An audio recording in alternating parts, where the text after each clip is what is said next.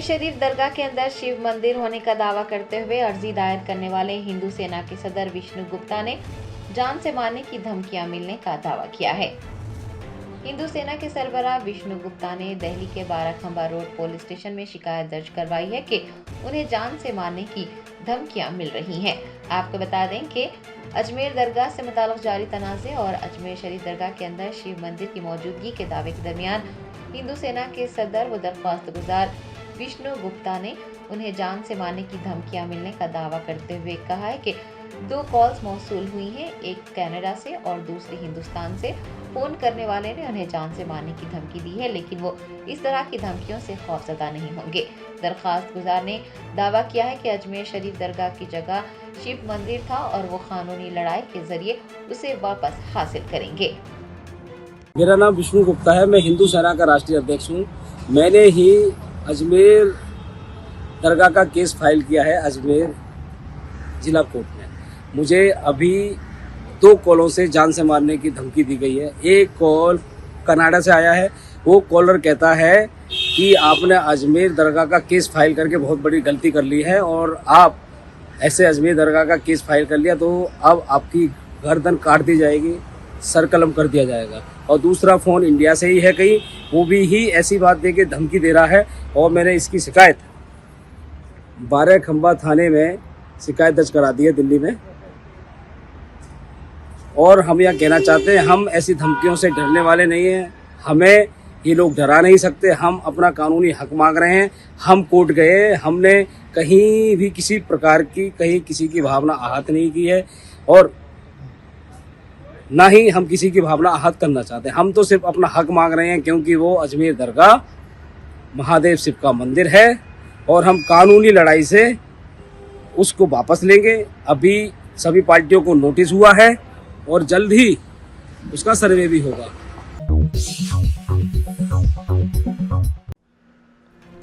शहर हैदराबाद की गच्ची बौली में इलाके प्रिजन क्लब एंड किचन में आग लगने का वाक़या पेश आया। मौसूला इतलात के मुताबिक हफ्ते की रात देर गए प्रिजन क्लब एंड किचन की पहली मंजिल पर आग लग गई। इमारत से धुआं निकलता देख इलाके में खौफ और हरास फैल गया। इतला मिलने पर गच्ची बौली पुलिस के एहलकार मौके पर पहुंचे और उन्होंने ग्राहकों की हिफाजत को यकीनी बनाया। आतिशप्रो अमले ने भी मौके पर पहुंचकर आग बुझाने के इक़दाम किए। इस वाक़े में किसी के जख्मी होने की इतला नहीं मिली है। मरकजी अंजुमन खादरिया की अजीमुशान दीनी तालीमी रैली तारीखी मक्का मस्जिद से कुली कुतुब शाह स्टेडियम तक निकाली गई। शहर के उलमा इकराम समेत तलबा व तालिबात ने रैली में हिस्सा लिया। मरकजी अंजुमन खादरिया की फकीदुल मिसाल दीनी तालीमी रैली 1 दिसंबर को तारीखी मक्का मस्जिद से मौलाना सैयद शाह गुलाम समदानी अली खादरी सदर मरकजी अंजुमन खादरिया की ज़ेरे निगरानी निकाली गई। रैली का इफ्तिताह मौलाना मोहम्मद सैफुल्लाह निज़ामी शेखुल जामिया निज़ामिया ने किया। Rally Gulzar Houz, Pathargatti, Madina building, high court से होते हुए कुली कुतुब शाह स्टेडियम पहुंची और एक अजीमुशान जलसे आम में तब्दील हो गई। इस मौके पर नौनिहालाने उम्मत मुस्लिमा की जानिब से रूह परवर दीनी मुजाहरे पेश किए गए।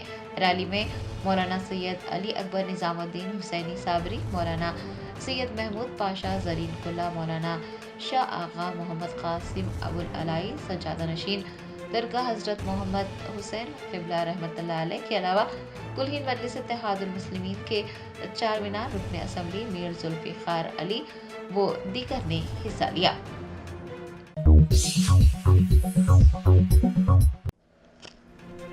कुल हिंद मजलिस इत्तेहादुल मुस्लिमीन के सदर बैरिस्टर असदुद्दीन ओवैसी ने महाराष्ट्र असेंबली इंतखाबात में पार्टी की कारकर्दगी पर तबसरा करते हुए कहा कि कोताहियों पर काम किया जाएगा।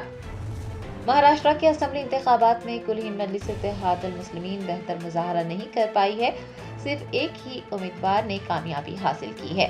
बैरिस्टर असदुद्दीन ओवैसी सरबराह कुल हिंद मजलिस इत्तेहादुल मुस्लिमीन ने अपनी पार्टी की कारकर्दगी पर कहा कि जितने भी नशिस्तों पर इलेक्शन लड़ा गया है वहां पर मजलिस का वोट शेयर बहुत ही अच्छा रहा। पार्टी कोताहियों पर काम करेगी, कारकुनान से बातचीत की जाएगी।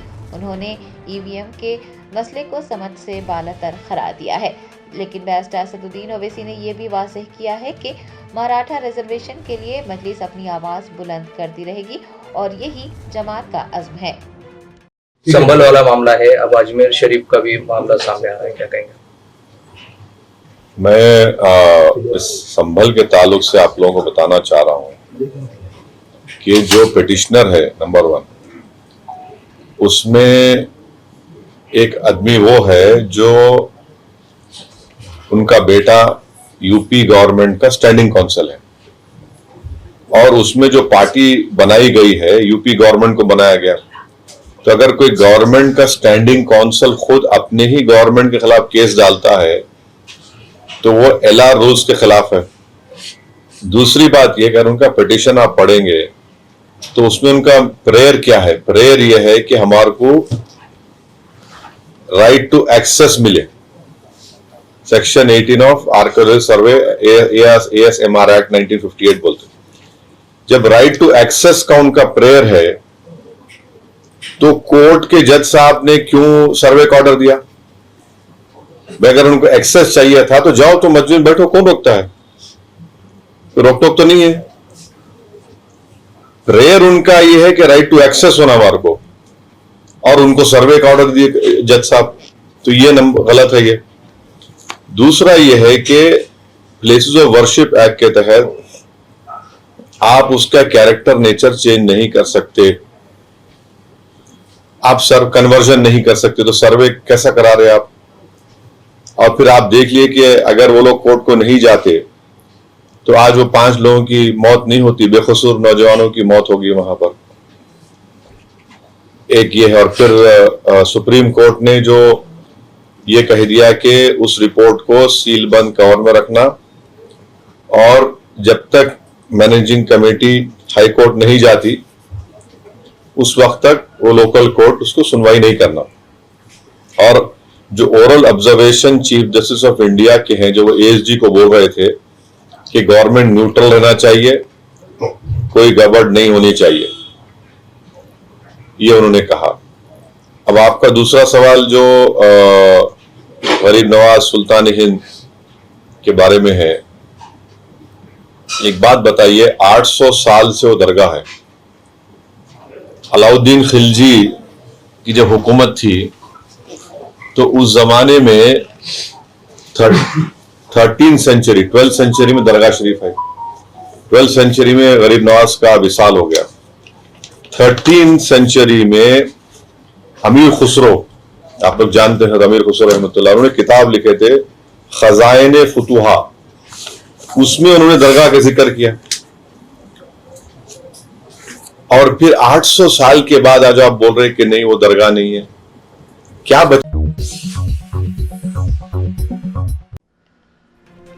मरकजी वजीर व बीजेपी के कौमी सदर JP नड्डा ने एड्स की रोकथाम और HIV से मुतासरा लोगों की जिंदगियों को बामाने बनाने के अज़्म की अहमियत पर जोर दिया है।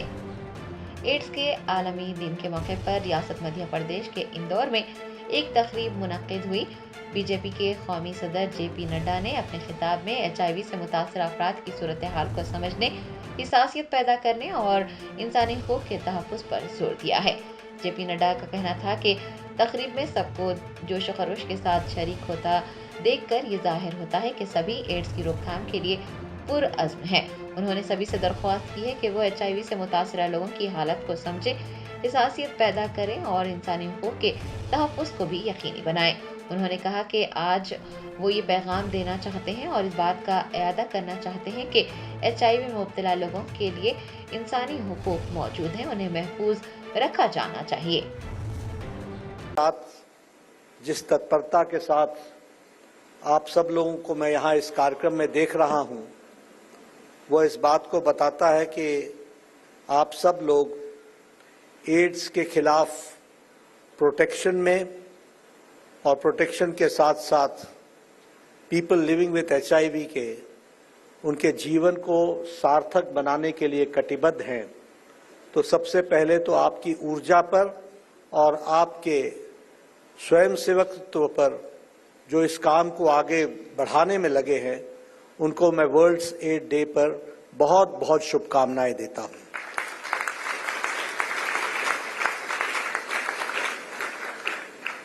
ये वर्ल्ड्स एड्स डे एक तरीके से HIV को, एड्स को और उसके खिलाफ जो जंग चल रही है उसको डेडिकेट और रीडेडिकेट करने का दिवस है।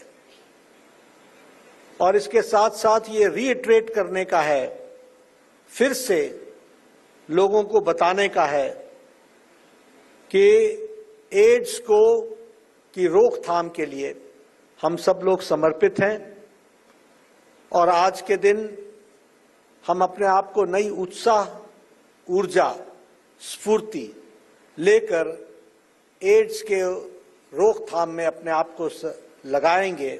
इसलिए इसके समर्पण के लिए यह दिन हमको ध्यान में रखना चाहिए और साथ ही साथ उन लोगों को याद करना चाहिए जिससे हमें याद रहे कि यह जानलेवा बीमारी से हम लोगों ने कैसे लड़ाई लड़ी है और किस तरीके से लोगों ने जानें गंवाई हैं। और छोटी संख्या नहीं है, बहुत बड़ी संख्या है, उनको भी याद करके रीडेडिकेट करने का दिवस है, ऐसा मैं मानता हूं। यह दिवस अपने आप को HIV से प्रोटेक्ट करने के लिए भी कमिटमेंट है।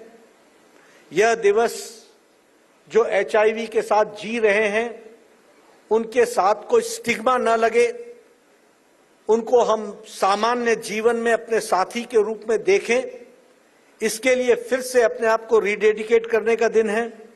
और इसके साथ साथ जो आपका आज का थीम है, टेकिंग द राइट्स पाथ, यानी लोगों को उनके अधिकारों के साथ उस रास्ते पर ले जाना है जो मुख्य धारा में उनको शामिल।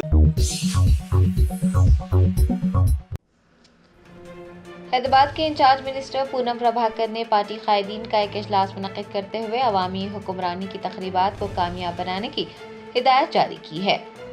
हैदराबाद के मिनिस्टर क्वार्टर्स में वजीर पूनम प्रभाकर ने एक इजलास मुनक्किद किया जिसमें PCC के सरबराह महेश कुमार गौड़, AICC इंचार्ज दीपा दास मुंशी, वजीर आला के मुशीर वहम नरेंद्र रेड्डी, मेयर गदवाल विजय लक्ष्मी, डिप्टी मेयर श्रीलता शोभन रेड्डी, राज्यसभा के रुकन अनिल कुमार यादव, MLA दानम नागेंद्र, श्री गणेश के अलावा MLC Aamir Ali Khan, Hyderabad district Congress committee president Sameer Waliullah, corporation के चेयरमैन श्रीकांत गौड़ और कांग्रेस पार्टी के कॉरपोरेटर्स ने हिस्सा लिया। इस मौके पर पूनम प्रभाकर ने अवामी हुक्मरानी की तकरीबात के एक हिस्से के तौर पर हैदराबाद में मुनक्किद होने वाले प्रोग्रामों की वजाहत की और उन्हें हिदायत जारी की कि हुकूमत की जानिब से शुरू किए गए प्रोग्रामों और स्कीमात से मुताल्लिक़ अवाम में शऊर बीदार किया जाए। उन्होंने अवामी हुक्मरानी के तहत हैदराबाद में मुनक्किद होने वाली तकरीबात को कामयाब बनाने की भी हिदायत जारी की है। कुलहीन मजलिस इत्तेहादुल मुस्लिमीन के कारवान MLA कौसम मोहिउद्दीन ने चीफ मिनिस्टर रिलीफ फंड्स के इस्तिफादा कुनिंदगान को चेक्स हवाले किए। बेस्ट असदुद्दीन ओवैसी सरबरा कुलहीन मजलिस इत्तेहादुल मुस्लिमीन व रुकन पार्लियामेंट हैदराबाद की हिदायत पर कारवान MLA कौसम मोहिउद्दीन ने हकीमपेट इलाके में वाक़ मजलिस के दफ्तर में चीफ मिनिस्टर रिलीफ फंड्स की चेक्स की तकसीम अमल में लाई। इस मौके पर पार्टी के कॉरपोरेटर्स, सीनियर लीडर, सरगर्म कारकुनान के अलावा इस्तिफादा कुनिंदगान भी मौजूद थे।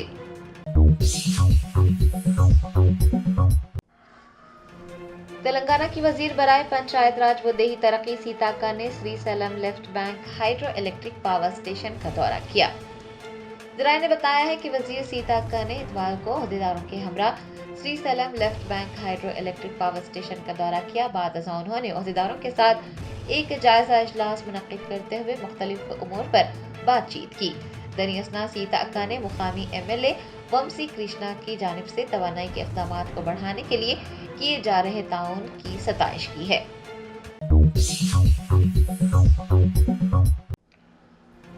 कांग्रेस की वायनाड रुकने पार्लियामेंट प्रियंका गांधी ने वायनाड के लोगों पर जोर दिया है कि वो मुत्तहद होकर उनके खिलाफ लड़े जो मुल्क के निज़ाम को खराब करने की कोशिश कर रहे हैं। कांग्रेस जनरल सेक्रेटरी व वायनाड की रुकने पार्लियामेंट प्रियंका गांधी वायनाड के दौरे पर है। उन्होंने मन्नतवाड़ी में एक इजलास से खिताब किया। इस मौके पर प्रियंका गांधी ने वजीर आजम नरेंद्र मोदी पर तनकीद की और कहा कि वो लोगों की नहीं बल्कि दोस्तों की तरक्की के लिए काम कर रहे हैं, लेकिन कांग्रेस उन ताकतों के खिलाफ लड़ रही है जो लोगों के हुकूक को पामाल करना चाहती है। उन्होंने अवाम पर जोर दिया है कि वो मुत्तहिद होकर उन लोगों के खिलाफ जद्दोजहद करें जो मुल्क के निज़ाम को खराब करने की कोशिश कर रहे हैं। प्रियंका गांधी ने याद दिलाया कि वायनाड में सैलाब की वजह से लोगों को काफ़ी नुकसान उठाना पड़ा, लेकिन मरकज़ की जानिब से कोई मदद नहीं मिली। वायनाड के रुकने पार्लियामेंट की हैसियत से प्रियंका गांधी ने कहा है कि वो वहां के लोगों की जरूरियात और हुकूक के लिए पार्लियामेंट में आवाज उठाएंगी। It is a battle for everything that our ancestors believed in and fought for. നമ്മുടെ പൂർവ്വ പിതാമഹന്മാർ വിശ്വസിച്ച എല്ലാറ്റിനും വേണ്ടിയും അവർ എന്തിനൊക്കെയോ പോരാടിയോ അതിനു വേണ്ടിയുള്ള ഒരു പോരാട്ടമാണത്. For everything that our martyrs died for. നമ്മുടെ രാജ്യത്തെ രക്തസാക്ഷികൾ എന്തിനൊക്കെ വേണ്ടിയാണോ മരിച്ചത് അതിനു വേണ്ടിയുള്ള ഒരു പോരാട്ടമാണ് നമ്മൾ ഇന്ന് നടത്തുന്നത്. It is a battle for the values of the Constitution of India.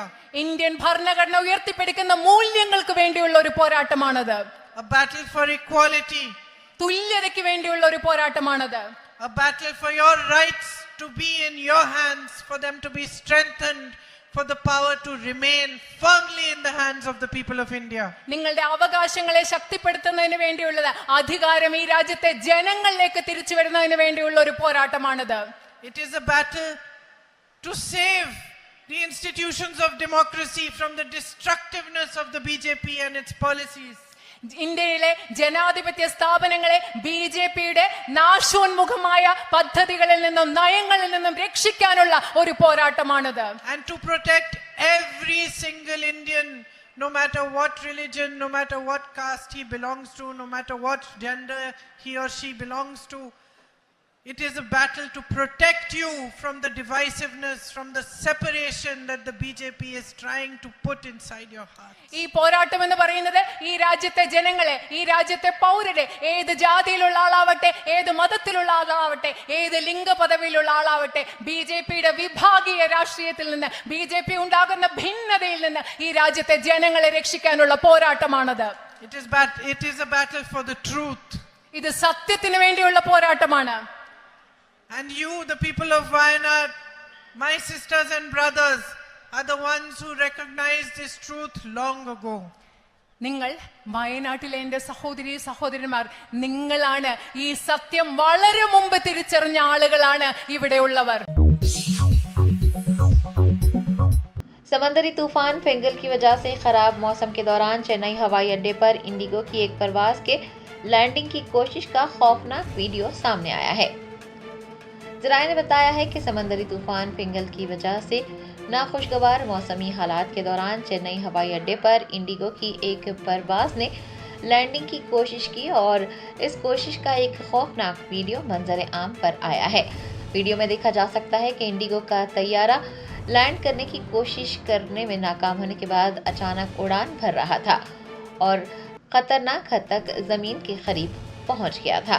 Video में ये भी नजर आ रहा है कि तैयारा एक लम्हे के लिए बाएं जानिब झुका रहा और फिर कुछ ही देर बाद उसकी रफ्तार मुस्तहकम हो गई और उसने उड़ान भरी। वीडियो में नजर आने वाली परवाज एयरबस A320 बताई गई है। कुछ लोगों का कहना है कि तेज हवाओं और धुंध की वजह से पायलट को लैंडिंग का मंसूबा तर्क करना पड़ा और दोबारा उड़ान भरनी पड़ी, जबकि कुछ लोगों ने चेन्नई हवाई अड्डे के हुकाम की जानिब से इस तरह के खौफनाक हालात में तैयारों को उतरने की इजाजत देने के फैसले पर तनकीद की है।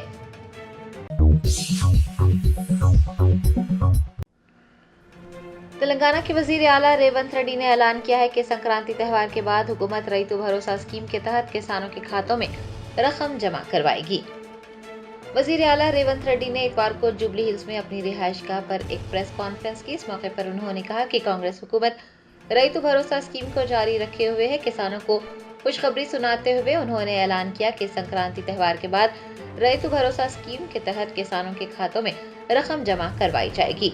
रेवंत रेड्डी ने बताया कि रईतु भरोसा स्कीम के तरीक़ेकार पर काम करने के लिए नायब वजीर आला भट्टी विक्रमार्का की सरबराही में काबीना की एक ज़ेली कमेटी तश्कील दी गई है। कमेटी की रिपोर्ट पर असेंबली में तबादला ख्याल किया जाएगा और रईतु भरोसा स्कीम के लिए रहनुमायाना खतूत को खतियत दी जाएगी।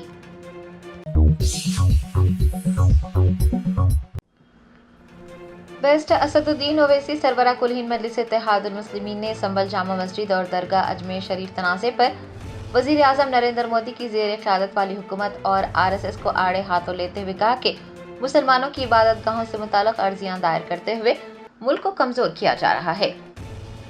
रियासत महाराष्ट्र के औरंगाबाद का दौरा कर रहे सदर मजलिस बैरिस्टर ओवैसी ने मीडिया से बात करते हुए संभल जामा मस्जिद तनाज़े पर कहा कि अर्जी गुजार ने राइट टू एक्सेस की दरख्वास्त की थी, लेकिन जज ने एक्सेस देने के बजाय सर्वे का हुक्म जारी किया, जो कि सरासर गलत है। दरगाह अजमेर शरीफ में मंदिर होने के दावे पर बैरिस्टर ओवैसी ने कहा कि दरगाह 800 साल कदीम है और 800 साल गुजरने के बाद ये दावा किया जा रहा है कि वहाँ पर दरगाह नहीं है। उन्होंने बताया कि हिंदुस्तान के 2 पड़ोसी ममालिक के सियासी वफूद हर साल दरगाह पर हाजिर होते हैं। वज़राए आजम की जानिब से उर्स के मौके पर चादर भेजने का सिलसिला जारी है। हैदराबाद के रुकने पार्लियामेंट ने हिंदुत्व तंजीमों की जानिब से मुसलमानों के मजहबी मुकामात के खिलाफ दायर की जा रही अर्जियों पर तशवीश जाहिर की और पूछा कि ये सिलसिला आखिर कहाँ रुकेगा। सदर मजलिस ने कहा कि इस तरह के इक़दामात के जरिए हिंदुस्तान को कमजोर किया जा रहा है और वो उसकी सख्त मजम्मत करते हैं। एसर्टन को एकेडमिक एक्सरसाइज के लिए कर रहा है, आप तो चेंज करना चाह रहे ना उसको। चलो कोई एकेडमिक एक्सरसाइज के लिए नहीं, एकेडमिक एक्सरसाइज नहीं है, एक्सरसाइज इसलिए कन्वर्ट करो उसको, कन्वर्ट जगह को बदल दो और जुडिशियल प्रोसेस से उसको वो मौका मिले। ये गलत चीज है। अब उस केस में ministry of minority affairs party है।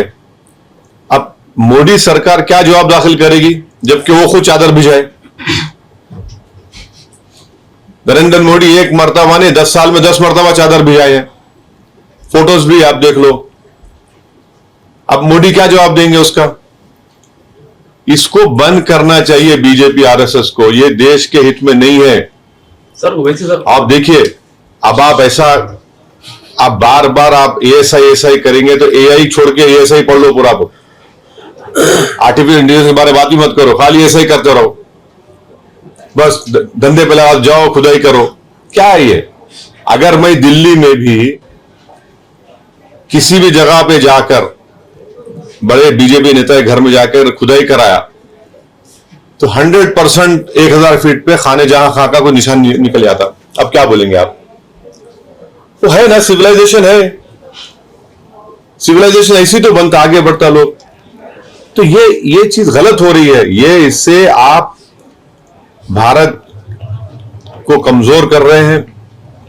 140 करोड़ जनता के दूसरे मसाइल भी तो है, बेरोजगारी है, महंगाई है, किसान मर रहा है, चीन ताकतवर होते जा रहा है, मगर आप इस पे लगा दिए, ये काम पे लग जाओ।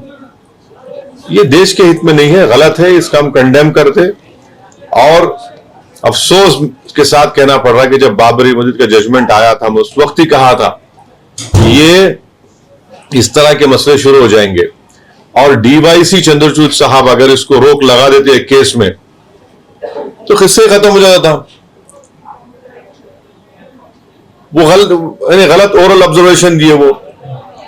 इस वास्ते आज 15 ऐसे जगह पर इस तरह की हरकतें हो रही है या करने की कोशिश कर रहे हैं लोग। मोहन भागवत इनका एक बयान आया है। कब आया? आज आया है कि देश में जो लोक संख्या है कम हो रही है और 2 बच्चे से ज्यादा 3 बच्चे चाहिए, ये शास्त्र का मानना है, ऐसा उनका कहना है। अब ये उनको नरेंद्र मोदी को जाके सिखाना चाहिए था, उनको जो पार्लियामेंट इलेक्शन में क्या बोले थे, मुस्लिम महिला ज्यादा बच्चे पैदा कर दी। बोले नहीं बोले प्रधानमंत्री? उनके भाषण में बोले रहे बात कि आपके हिंदू। जुबली हिल्स पुलिस ने तृतीया फाइन ज्वेलरी के बानी कांति दत्त को धोखाधड़ी और जालसाजी के इल्जाम में गिरफ्तार कर लिया है। जराये ने बताया है कि कारोबारी कांति दत्त को जुबली हिल्स पुलिस ने धोखाधड़ी और जालसाजी के इल्जामात के बाद गिरफ्तार किया है। उनके खिलाफ कई मुकदमा दर्ज किए गए हैं। तृतीया के शरीक बानी श्रीजा टिपाला ने भी कांति दत्त पर इल्जाम लगाया है कि कांति दत्त ने उनकी सनद को जाली बनाया और कंपनी के डायरेक्टर के ओहदे से हटाकर उनकी जगह अपनी मां को मुकर्रर किया। टिपाला ने कंपनी में 2.5 करोड़ रुपए से जायद की सरमायाकारी की थी। एक आरटीआई दरख्वास्त के जरिए उन्होंने जालसाजी का पता लगाया है। बताया गया है कि दत्त ने सस्टेन कार्ड से मुताल्लिक डेटा को गलत तरीके से पेश किया है। सरमायाकारों का दावा है कि इजाफी फंडिंग हासिल करने के लिए उसने रिपोर्ट्स में हेरा फेरी की और जीएसटी फाइलिंग में नुमाया तौर पर कम आमदनी दिखाई गई। बॉलीवुड अदाकारा परिणीति चोपड़ा, जिन्होंने तृतीया फाइन ज्वेलरी में अपनी सरमायाकारी का ऐलान किया था, कांति दत्त के इन इक़दामात की वजह से मुतासिर होने वालों में शामिल हैं। अलामा अजीज, समांता रुत प्रभु और मशहूर डिजाइनर समेत कई अहम शख्सियात के साथ धोखाधड़ी हुई है। दत्त की गिरफ्तारी के बाद उनके खिलाफ मुतादिद शिकायत दर्ज किए जाने का इंकशाफ हुआ है। न सिर्फ जुबली हिल्स पुलिस स्टेशन बल्कि सेंट्रल क्राइम स्टेशन में भी उनके खिलाफ मुकदमा दर्ज किए हैं। पुलिस की तहकीकात जारी है।